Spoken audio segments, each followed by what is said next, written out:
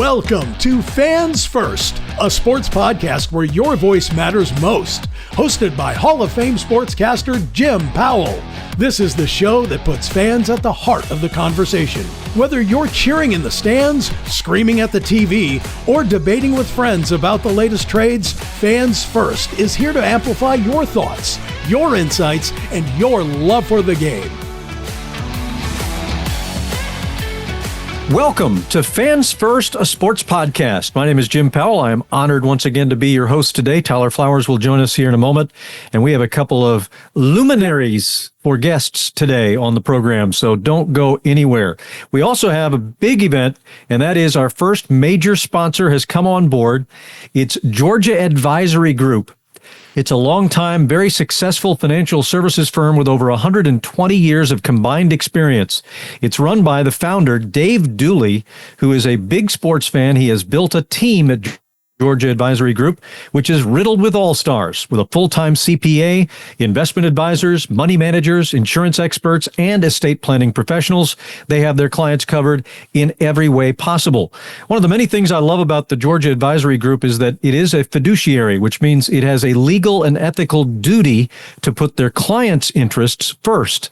Lots of us get nervous about trusting someone to oversee our hard-earned money, but I have known Dave Dooley and his family for decades, and I can tell you, he is a rock-solid human being and someone I trust implicitly.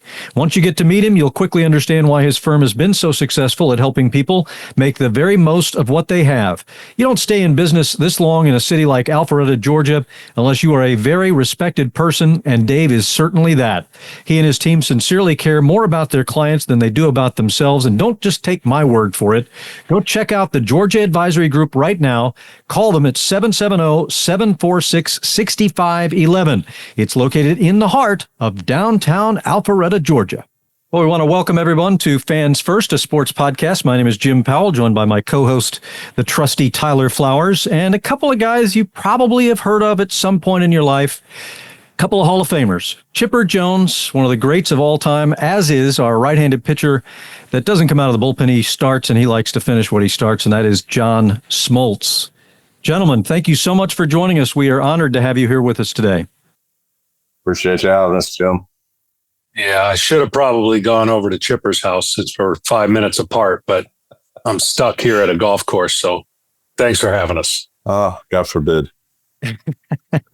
Well, it's such a beautiful day. I wouldn't have blamed anybody for bailing on it, but I'm glad you guys are here.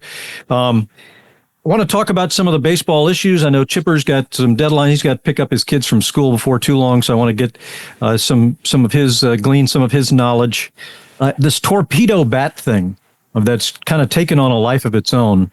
I mean, I've read about it. I understand they tried to shift the mass to a, better spot in the bat or whatever it is. And the hitters seem to be loving it. And the home run totals are saying that it's working very well. So Chipper, I'll start with you since you're the big bopper. What do you know about torpedo bats? Have you tried to swing one? What are your thoughts on this new phenomenon? I don't know. I've never picked one up. I asked some questions about it when I was down in spring training the last week of spring because I heard some buzz. But the bottom line is, Jim, if Major League Baseball doesn't have a problem with it, then I don't see what the big deal is. I mean, I've been keeping track of some of the guys that are using the torpedo bats. And they got a few homers, but a guy like Jazz Chisholm, he's still hitting 161. I mean, I don't know that it's all that big of an advantage. You can distribute weight maybe in some different areas of the bat. And I heard somebody say that the Yankees did this big report on when they're not making hard contact, are they getting jammed or are they hitting the ball off the end of the bat? Me personally, I was a big weight in the end of the bat kind of hitter because I did not get jammed a ton, but I pulled off, and hit balls off the end quite a bit. So I would have a little more weight distributed down towards the end. Anyway, their study found that the Yankees were getting jammed a lot more than they were hitting the ball off the end of the bat. So apparently this this bat helps alleviate that problem. Although, 161 is not, all that much to write home about. So I think the jury is out, but the fact of the matter is if MLB doesn't have a problem with it and has okayed this bat, then let it be. I think that could have been something good for me. Unlike Chipper, I was not afraid to get jammed. I would get the heaviest bat, most dense wood I could, just knowing I'm going to get jammed. So then, okay, if I get jammed, hopefully it stays in one piece. I can get this bloop over the infield at there least. You go. There but you I go. got a question for you, Chipper. I don't know your numbers against like Mariano, but maybe if you get jammed up a lot against him, maybe that could be a consideration. Maybe like matchup to matchup.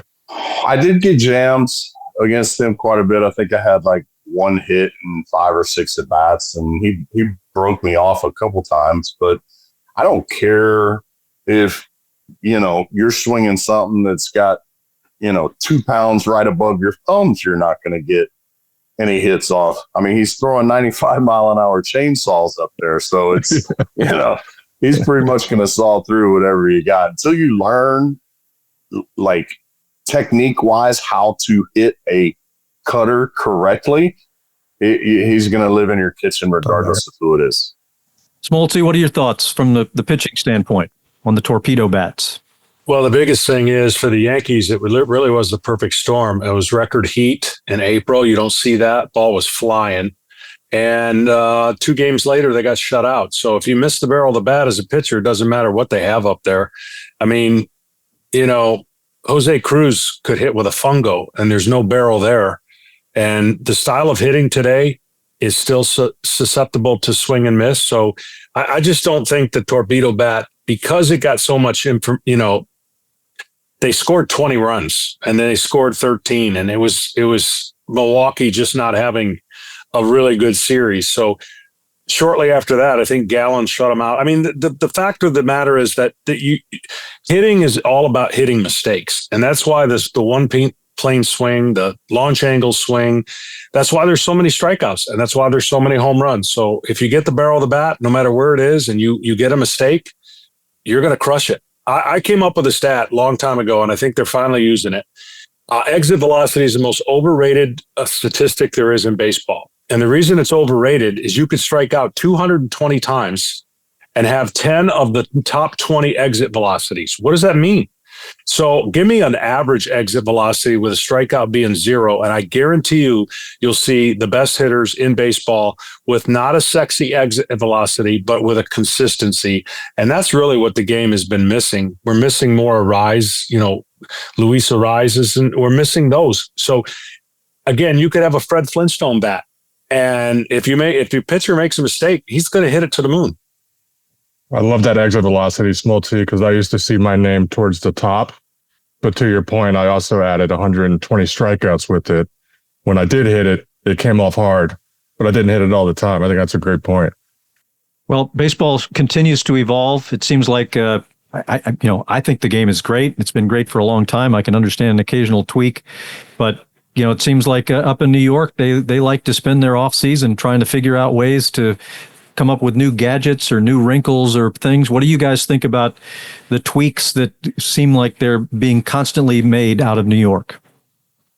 Yeah, it's a little frustrating. I think every once in a while they hit the nail on the head. I don't have a problem with the pitch clock. It actually encourages the guy to get up there on the mound and get into a rhythm. Not only him getting into the rhythm, but the game itself getting into a rhythm. So I feel like it's had its pluses up to this point, and then they come up with a ghost runner or an extra innings or the 3-batter rule, the 2 pickoff rule at first, or you can't slide into the second baseman on a double play. You can't hit the catch. I mean, my goodness, it's just like the tinkering never ends. And I'm really kind of, frustrated with, it seems like there's something every year. And, the more and more that we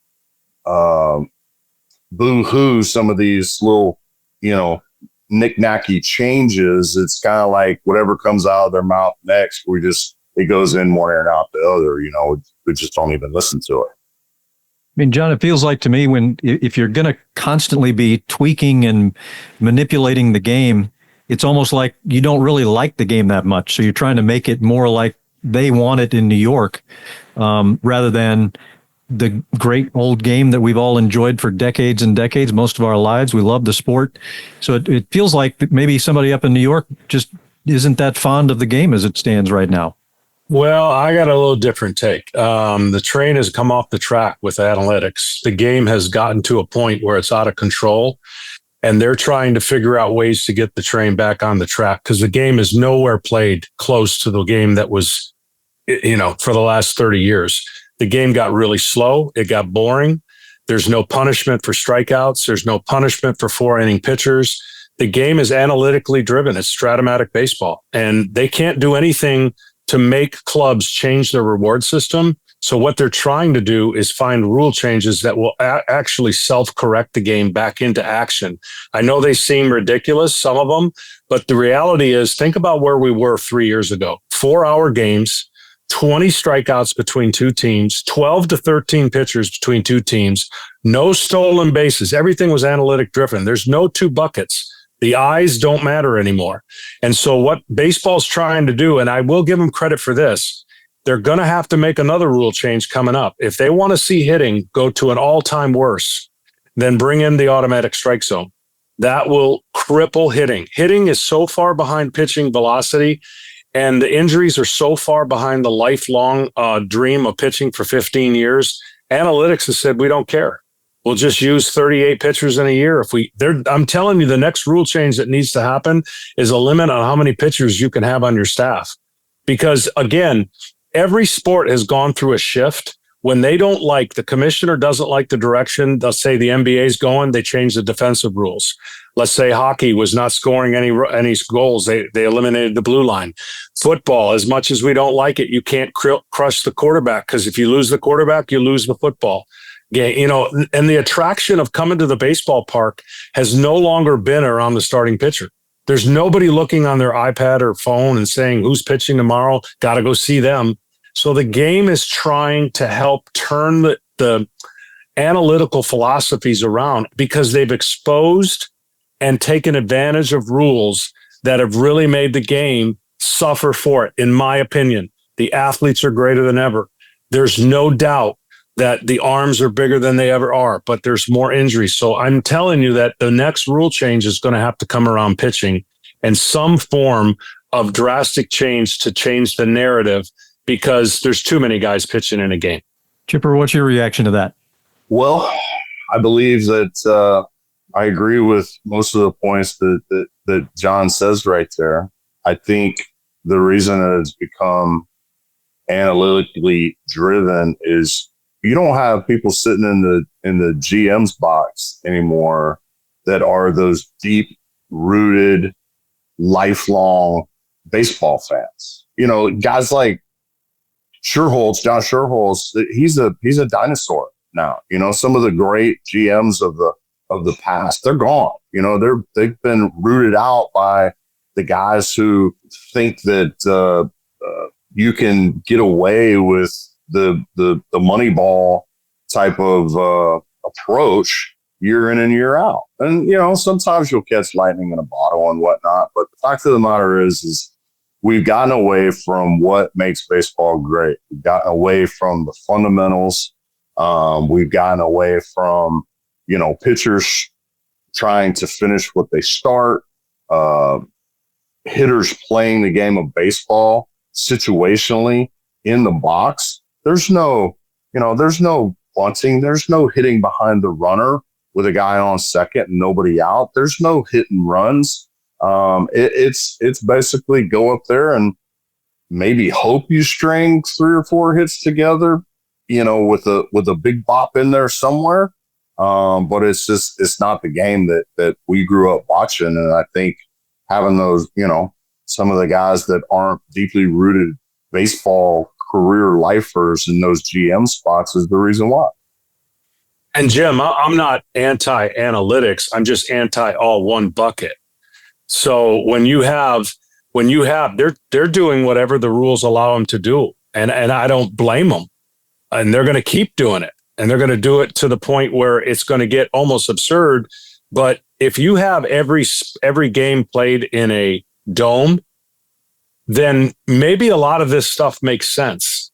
And 162, there's a lot of numbers that make sense.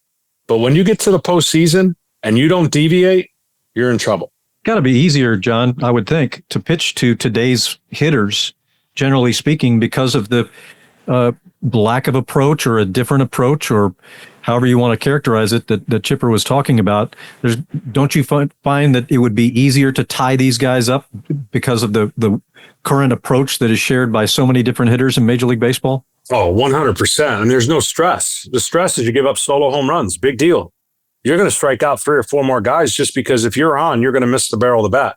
There is no 2-strike approach or adjustment. The typical leadoff hitter isn't there to create stress on the bases. And look, I mean, that's just, again, I don't blame the players. The players are chasing the reward system. We chased our reward system. Everybody is going to play the game in a way that gets rewarded. And if you don't, Chipper today, if he was playing today, in my opinion, if they would say, we need you to hit 40, if you hit 250, so what? If you strike out 180, so what? There's no badge of honor for hitting 300. And that, to me, that's when you start thinking, if you're Major League Baseball, you're like, if the Major League batting average keeps going down, what are you going to do? And how are you going? I mean, you can't move the mound back. So you've got to find ways to change rules that change philosophy. Don't just look at it like they don't like the game. It's just, if the game keeps going the way it's going, we're going to have 160 innings starting pitchers. We're going to have Tommy John second and third recipients. We're going to have injuries throughout the game. And the people running the game saying, hey, so what? We got enough arms. They're not ready. Everybody who comes in the big leagues that is young and throws 98 is not ready.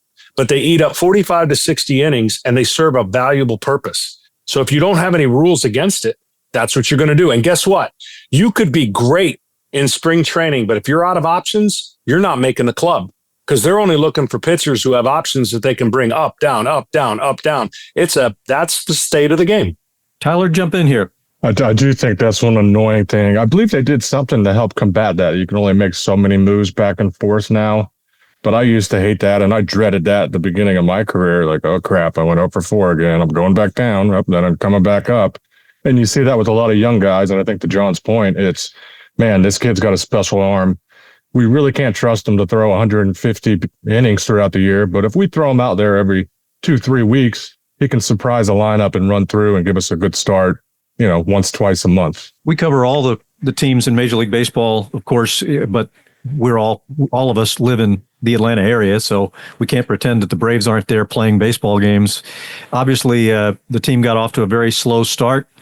I'm interested to find out what all 3 of you guys feel about the Braves in terms of their long-term outlook here in 2025. Well, it's pretty frustrating to watch because, they too have some glaring, I won't say weaknesses, but some difficulties. They're obviously getting some consistent offense has been, a concern. Obviously, they'll be getting some help with Ronald Acuna Jr. coming back here pretty soon. But the fact of the matter is this is something that's not just, it appeared last year, and you expected the market to correct after 2023 when it seemed like everybody had, monster career years, 307 homers. You figured that the market would correct to a certain extent. I don't think we expected it to correct to the extent that it did last year. Injuries having a big part of that, but it's bled over to this year. Not only that, you take 60 starts out of your starting rotation with Fried and Morton, and you're replacing those 60 innings with some guys that are going to be up and down between AAA, whether it's Smith Shawver. I know Ian Anderson was in the mix in spring training.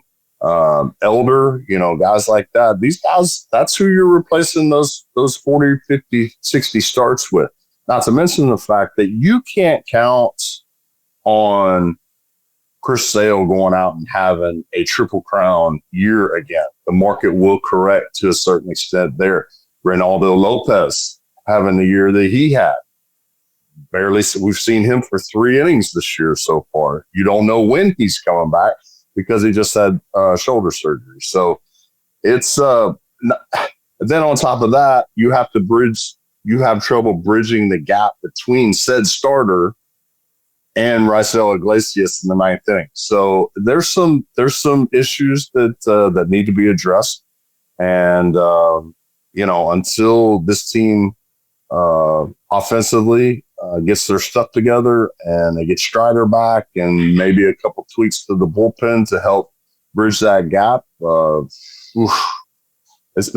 They say you can't win the division in April, but you can sure as heck lose it. And, our worst nightmare has happened here in April. So what has to happen for the Braves in order for them to turn this around? And I'm trying to think of the questions that the fans would love to know from you, you two guys. What do the Braves have to do to turn this around in a different direction and have a chance to maybe fight their way into the postseason after the rough start? Well, they've made some decisions that are their identity, and those decisions were locking up a lot of young, good ball players, and their identity was going to be built around their offense. Ronald Acuna is a difference maker. He's a game changer, but he's on his 2nd knee surgery now. This is what people don't understand. When you sign long-term contracts, you're hoping that the track record keeps going in the right direction. And they were never built to just dominate from the arm side of the mound. They were built, when you think about what made them so special, they basically beat the tar out of people and had a historic year, like Chipper said. There's too many strikeouts in their lineup. And when that happens, they're going to be exposed. And when you're exposed, when you leave spring training, you need other areas of your ball club to hide that so it doesn't get exposed. Their bullpen is not one of those areas right now. Can it be? I'm not sure. They got some live arms. Their starting rotation should be a strength, but not to the degree where you can win a lot of 2-1, 1-0, 3-2 baseball games while your offense is struggling. They just, in my opinion, when they get back to their identity and they make pitchers pay for their mistakes, you're going to see the Braves rolling. But you can't have bases loaded, nobody out, and not score. You can't have a man on third, nobody out, and not score. Those are things that when you're flying high and hitting a ton of home runs, maybe nobody notices. But these are the things that stand out. And so now you become more of a mortal team instead of immortal when you think about their lineup on paper and you go around the league and you go New York's lineup, Philly's lineup, whose lineup would you like to have? Well, that becomes an interesting discussion.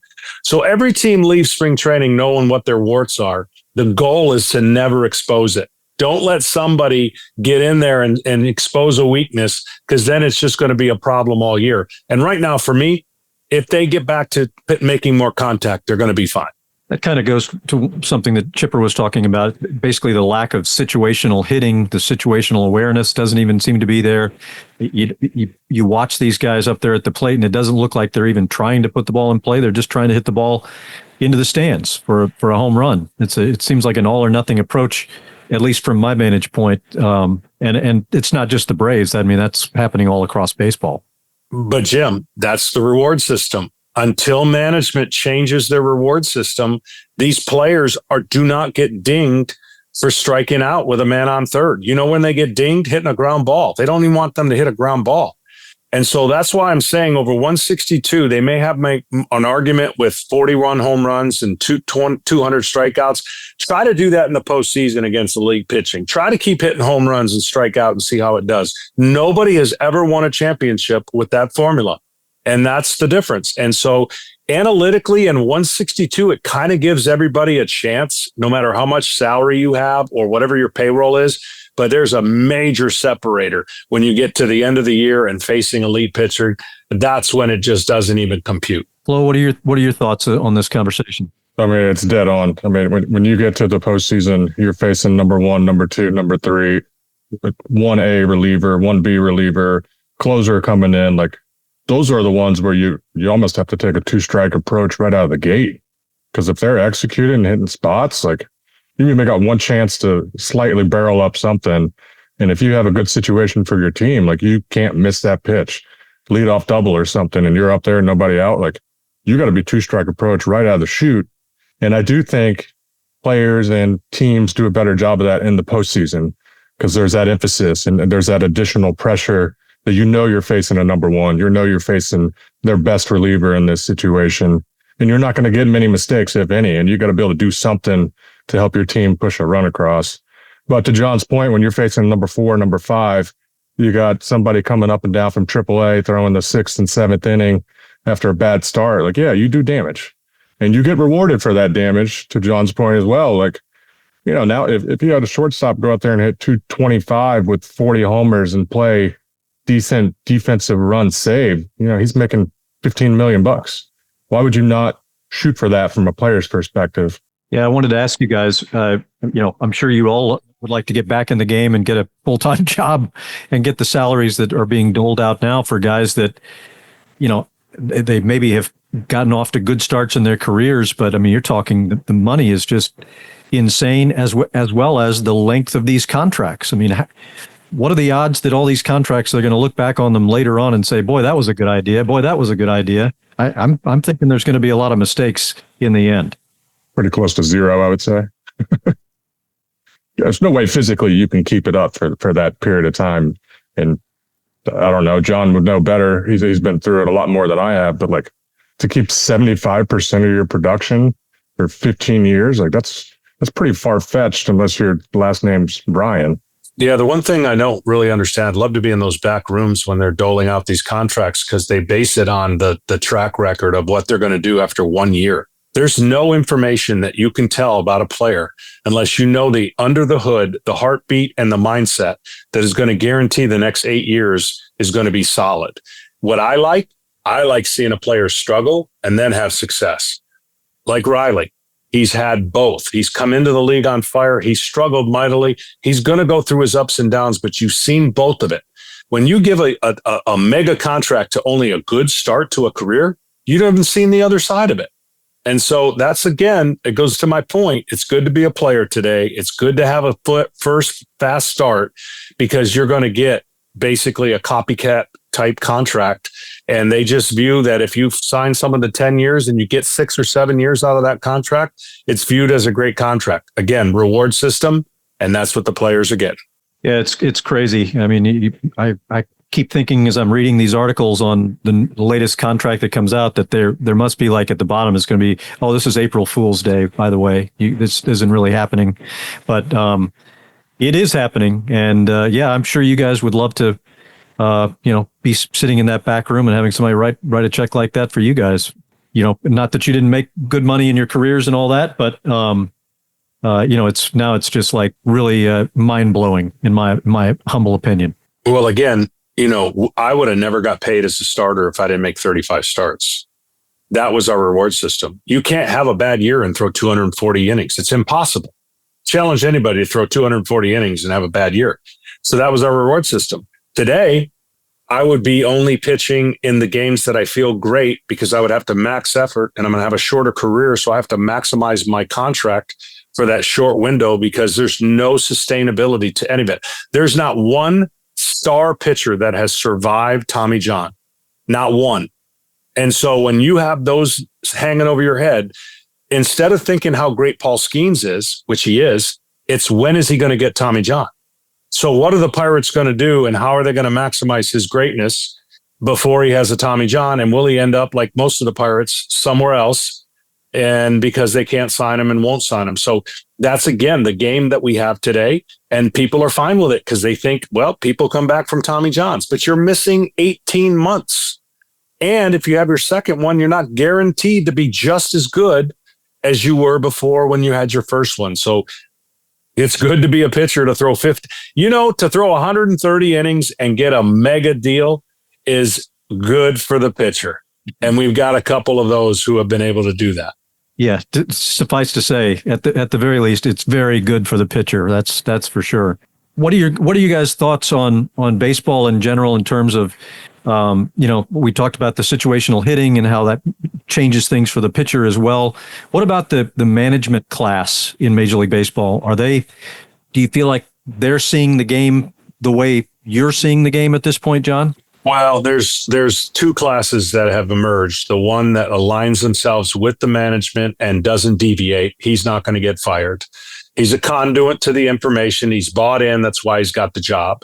Then you're seeing that doesn't necessarily mean it's going to be a great manager. You're seeing the older manager come back into the game and use a blender, use the information and the gut. Bruce Bochy, Brian Snitker, there's a bunch of them that have come into the game. Terry Francona, we thought was on his way out, not so fast. Again, everybody thought that anybody could manage. If you're given the answers to the test, that you can make all the decisions based on the information. The game is not played that way. When people tell you, and I guarantee you the people that are telling you this have never played the game, that the scoreboard does not matter when it comes to making decisions, have never played the game of baseball. You tell that to the New York Yankees when they had Mariano Rivera in the 6th inning, if the scoreboard didn't matter in the other team making decisions and trying to catch up before he comes in the game. So all of those things, I think for managerial styles, we've seen the blend come back in, and you've got to manage people. You can't just manage statistics and numbers. You have to manage people, and we're seeing that blend play out favorably for a little bit of the older managers hanging around. Tyler, I know you spend a lot of time with young boys, helping them get their baseball careers started. I don't know how you handle pitchers, or how, I've heard horror stories from parents who'd want their kid to stay in the game no matter what. If their arm falls off, so be it. They just want to be able to tell everybody at the water cooler the next day that my kid went 6 innings and he was throwing 83 miles an hour. How do you handle kids at the ages that you're dealing with right now, Tyler?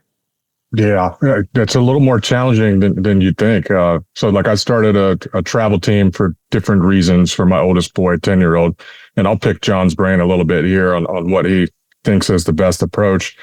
I try to keep the pitch count as low as I can, and I try to use all my players. Everyone pitches on my team, because I don't want any one pitcher going out there throwing 75 on Saturday. We get the championship on Sunday. We need them to throw another 100. Like, no, we're going to divvy this up, and we're going to win as a team and lose as a team. But I don't necessarily just go by the pitch count. Read the stress of the innings, read their body emotions, body language. Are they getting frustrated out there? Do you see any mechanical changes, differences, and such? And then really just kind of communicate with the kid. And obviously at this age, I got to communicate with the parents as well. Like, hey, he's at 40 pitches. I don't really want him to go another one. What do you think? And just have that open dialogue. But I'd love to hear like John's thoughts on this, because obviously he's spent a lot of time and research looking into these kind of things. Yeah, I think pitch counts should be just taken with a grain of salt, because they don't take into effect of whether the young man has good mechanics or not. There's pitching in a lot of stress. Look, the only problem I have with max effort, besides max effort, that's another thing. You could throw pitch count right out the window when you max effort and everything. I just don't like when every kid is throwing a competitive pitch, meaning there's no time to exercise the arm without every pitch being a competitive, stressful pitch. And we're using them younger and younger into tournaments all over the place, and we're putting a lot of importance way too early on their development of dominating. But it's not about developing, it's about dominating. They all want to dominate, and they all want to get drafted, and they all want social media hits, so they're going to try to throw the ball as hard as they can. A pitch count about 40 years ago was put in play to show a pitcher to be economical and how to get guys out. It was never a gauge or a barometer as if your arm was going to break. Because go back to my earlier point, if you got bad mechanics, you can lower that pitch count by 20, whatever that magic number is. But if you threw a baseball with no stress and a fastball, and you didn't care about the results, you could throw 100 pitches with no problem. No problem. But what happens is we're creatures of trying to get guys out. We're going to throw nasty pitches all the time. And if we have a lot of runners on base, that stress and that devalues that pitch count. So I like pitchers off the mound all the time throwing. but not necessarily throwing a competitive pitch. So if you've got a young boy that pitches on Monday, there's nothing wrong with Wednesday and Thursday, or Wednesday getting off the mound and having a nice bullpen, exercising the arms so that when he pitches again, he's more familiar with his mechanics. I'm a big believer, get off the mound instead of flat ground. I think you learn more about the stresses of your body and your mechanics than if you just necessarily exercise your arm from flat ground. So I'm a big believer in that. Do you take pitches away from young kids? Like, I don't want them throwing sliders yet. I don't want them doing, cutters. I mean, what is your philosophy on what kind of pitches they're throwing at such early ages? Yeah, again, nobody's going to pay attention to this because nobody pays attention to the injuries. This is an epidemic. We're not dealing with young arms that are hanging in there. We're dealing with young arms that are trying to be big leaguers at 10, 12, 13, 14 years old. I would tell, and no one's going to listen to me. I've had Mark DeRosa ask me questions about, a stud left-hander that's touching 90. What would you do? I'd say I'd tell his parents at 13, you're going to play another position because you're not going to forget how to pitch. Because at 13, at 90 doesn't make sense to me. Like, why pitch that young man every 5 days when the reality is that's only going to lead towards more. He wants to dominate. He wants clicks. So taking pitches away, I absolutely would, but no one's going to do that because they want to dominate.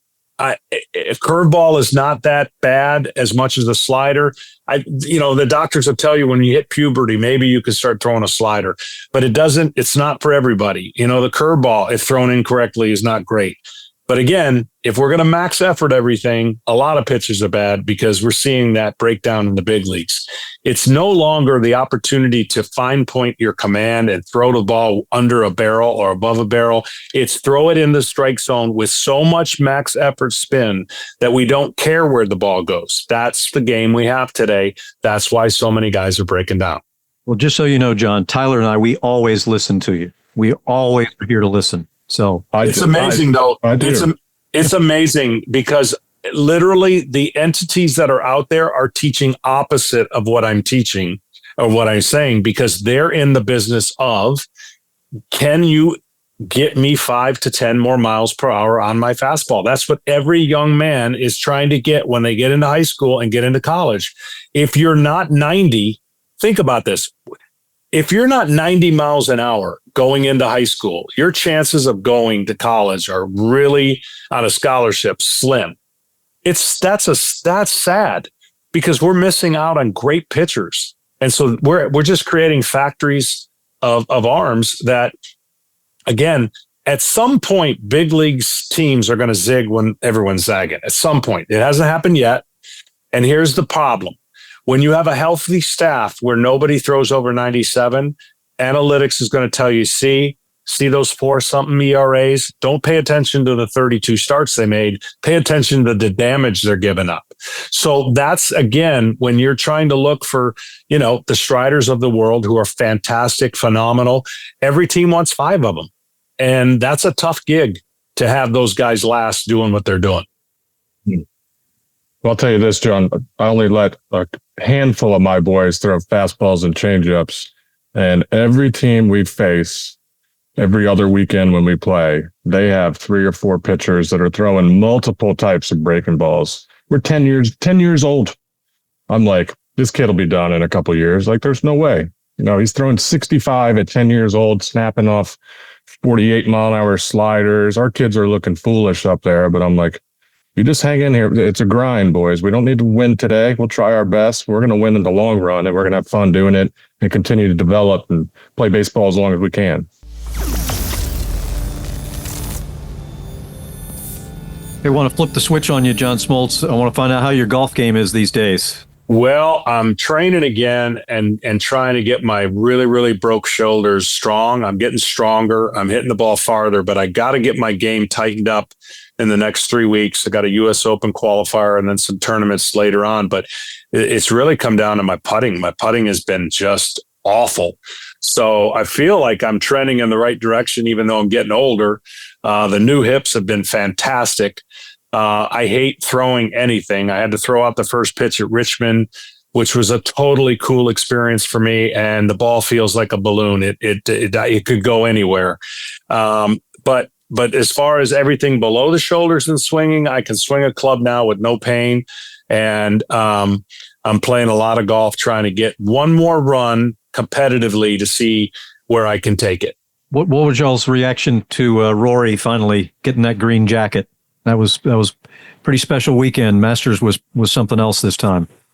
It was, and the tension and pressure that was on him is probably he's got to be 50 to 70 pounds lighter. He's got to feel like the world has just jumped off his shoulders and he can relax, and maybe some of the greatest golf he can play is ahead of him. He's a great golfer. But I hate it when sports is all about what you haven't done. Right. When, we were a byproduct of that as the Atlanta Braves of what we hadn't done instead of what incredible run we were on. And that's the same thing in sports. People expect so many things to happen for greatness that sometimes it's hard. It's hard. And he was battling it, man.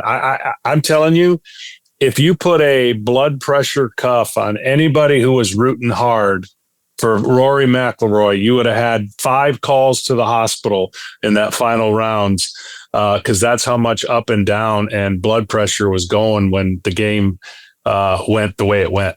It was an amazing tournament. It really was. I don't watch a ton of golf. I spend more time watching baseball and football, but I really enjoyed the Masters. There was a lot of drama there, and I felt like the good guy in the end came out with his win. And I agree with you.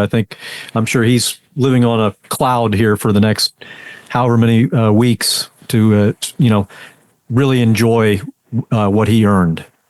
Yeah, and I'll say another thing. And again, I know not a lot of people share this, or maybe a lot of them don't share this feeling that I have about what's the separation in golf right now. But the fact that he has stayed on the PGA Tour and the fact that he got this is, I root hard for those guys. And that's just a personal thing for me. Everybody has a choice. They can do whatever they want. And a lot of those guys chose a lot of money on the other tour, but Rory stayed, and you could tell by the crowd, you could tell by everybody rooting for him how that meant and what it felt like. John, if you were back in your playing days and you couldn't pitch one day and the Braves had to have a win, you think back to some of your teammates, bullpen guys, starting pitchers, who would you tap? I mean, you've got great Hall of Fame names to choose from. Maybe you go off, maybe you tell us, which of the big boys you would pick, and then what's a sleeper that we wouldn't think about? Well, I'm telling you right now, you can't go wrong with Glavine or Maddox, right? I mean, depending on the lineup, I don't even think it matters, but let's just say I picked them 1 and 2. The sleeper for me, and one of the greatest careers that got thwarted, that got cut short, was Steve Avery. I don't think people remember how dominant he was at a young age. Pitched 2 of the greatest postseason games in one series against the Pirates. I believe they were 2 1-0 games. To me, he was Clayton Kershaw before Clayton Kershaw was even entered the big league. So I would have loved to seen Steve Avery stay healthy. He fought some tough moments in his career with baby that was born, his son, and all kinds of complications. And so to me, I don't think there was anybody I watched that was as bulldoggish, brash, confident, cocky, and he had it all. And then he hurt his shoulder. He tried to pitch through it, and it was frustrating to watch. I know it was probably frustrating for him because he had a brilliant career ahead of him. So that would be my guy. That would be what people might forget, how unbelievable he was. You understand, in Game 6 on the road, I don't even get a chance to pitch Game 7 if he doesn't pitch that masterpiece 0-0 going into the 9th. That is, to me, like equivalent to the Game 7 against Morris when we don't have any room for error. He can't give up a run. And he did it on the road and gave me a chance to pitch that Game 7, which turned into us going to the World Series. I remember where I was actually when Steve Avery got the call to the big leagues. I was driving from Columbia, South Carolina to Charlotte, North Carolina to work a AA game. And when I was nearing the Charlotte Stadium, on the radio, they announced that Steve Avery had been taken up to the major leagues. And I had been following him as a minor leaguer, all the way through his career. So I was really excited. And obviously very disappointed, unfortunately, for all the reasons you just gave, where he had a lot of bad luck once he got to the major leagues, and it really impacted his career. But boy, he was unbelievable. He sure was. And he was funny. And, we had a blast together. And you think about all our pitchers and everybody that came through that organization and the run that we were on. And yeah, again, we only won one championship, but we set up a standard that will be hard to ever live up to for that kind of period of time. And when we talk about earlier about the edge, that was our edge. That was our, what we were known for is we were going to outpitch you. We were going to be in every game. If we scored enough runs, we were going to win championships. If we didn't, we were going to have some frustrations, and we did. But that's the beauty of sports. It's hard to be complete in every area. And the one thing I know about this game today is they have figured out a different way to win. They don't believe in starting pitchers. At least they didn't 10 years ago. They believe that was a commodity they couldn't afford. So they cut out the value of a starting pitcher and put more emphasis in the bullpen. Well, by doing that, now you have a commodity that doesn't have a lot of supply and demand. So you're driving up the salaries through the roof for an elite pitcher, and there's just not enough of them.